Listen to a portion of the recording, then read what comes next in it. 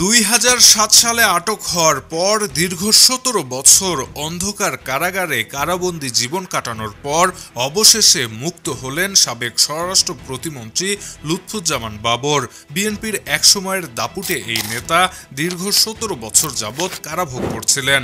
এরপর যখন তিনি মুক্ত বাতাসে ফিরলেন, তখন তার ভক্ত সমর্থক আর নেতাকর্মীদের উপচে পড়া ভিড় লক্ষ্য করা গেল।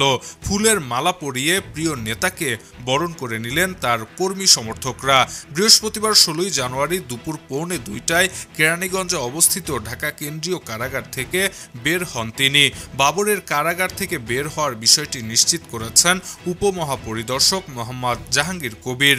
এর আগে মঙ্গলবার 14 জানুয়ারি আলোচিত 10 ট্রাক অস্ত্র মামলায় যাবজ্জীবন কারাদণ্ডের রায় থেকে খালাস পান লুৎফুজ্জামান বাবর।